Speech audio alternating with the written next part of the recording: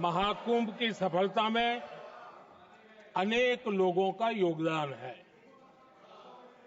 मैं सरकार के, समाज के सभी कर्मयोगियों का अभिनंदन करता हूं। मैं देश भर के श्रद्धालुओं को, यूपी की जनता, विशेष तौर पर प्रयागराज की जनता का धन्यवाद करता हूं। अध्यक्ष जी, हम सब जानते हैं गंगा जी को धरती पर लाने के लिए एक भगीरथ प्रयास लगा था। वैसा ही महाप्रयास इस महाकुंभ के भव्य आयोजन में भी हमने देखा है। मैंने लाल किले से सबका प्रयास के महत्व पर जोर दिया था। पूरे विश्व ने महाकुंभ के रूप में भारत के विराट स्वरूप के दर्शन किए। सबका प्रयास का यही साक्षात स्वरूप है। ये जनता जनार्दन के संकल्पों के लिए, जनता जनार्दन की श्रद्धा से प्रेरित महाकुंभ था। आदरणीय अध्यक्ष जी, महाकुंभ में हमने हमारी राष्ट्रीय चेतना के जागरण के विराट दर्शन किए हैं। ये जो राष्ट्रीय चेतना है, ये जो राष्ट्र को नए संकल्पों की तरफ ले जाती है, ये नए संकल्पों की सिद्धि के लिए प्रेरित करती है। महाकुंभ ने उन शंकाओं, आशंकाओं को भी उचित जवाब दिया है जो हमारे सामर्थ्य को लेकर कुछ लोगों के मन में रहती है। अध्यक्ष जी, पिछले वर्ष अयोध्या के राम मंदिर प्राण प्रतिष्ठा समारोह में हम सभी ने ये महसूस किया था कि कैसे देश अगले 1000 वर्षों के लिए तैयार हो रहा है।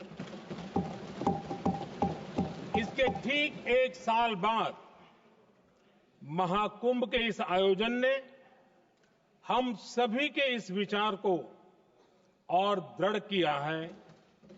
देश की ये सामूहिक चेतना देश का सामर्थ्य बताती है। किसी भी राष्ट्र के जीवन में, मानव जीवन के इतिहास में भी अनेक ऐसे मोड़ आते हैं जो सदियों के लिए, आने वाली पीढ़ियों के लिए उदाहरण बन जाते हैं। हमारे देश के इतिहास में भी ऐसे पल आए हैं जिन्होंने देश को नई दिशा दी, देश को झकझोर कर जागृत कर दिया। जैसे भक्ति आंदोलन के कालखंड में हमने देखा कैसे देश के कोने कोने में आध्यात्मिक चेतना उभरी।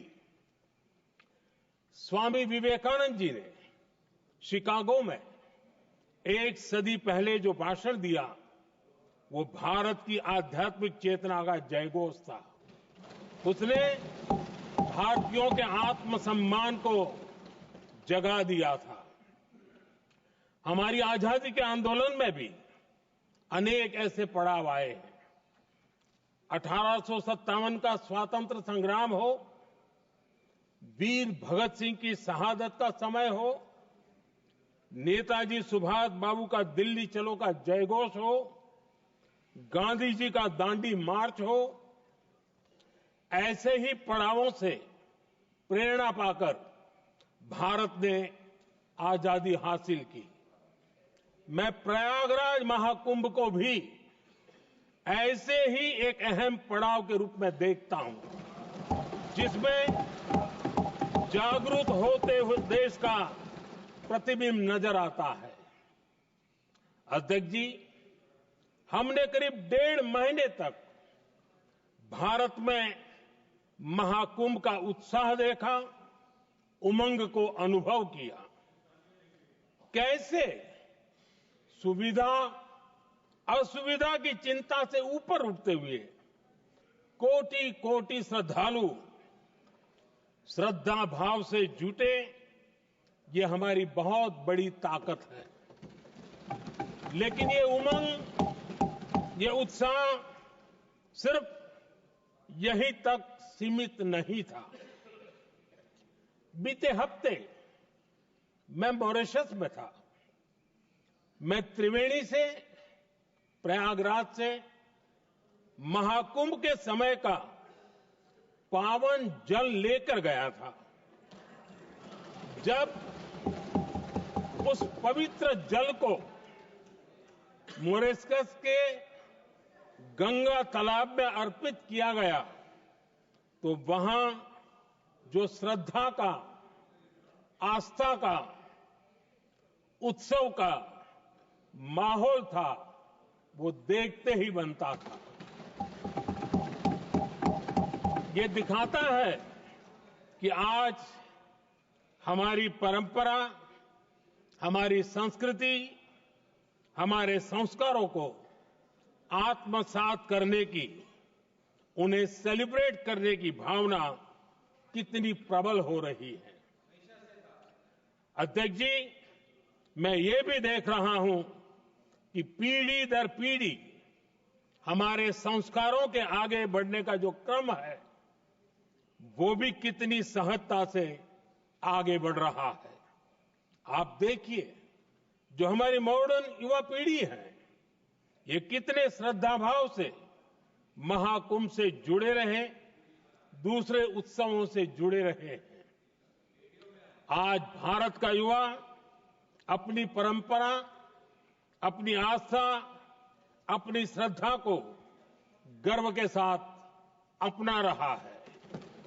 अध्यक्ष जी, जब एक समाज की भावनाओं में अपनी विरासत पर गर्व का भाव बढ़ता है, तो हम ऐसी ही भव्य प्रेरक तस्वीरें देखते हैं जो हमने महाकुंभ के दौरान देखी।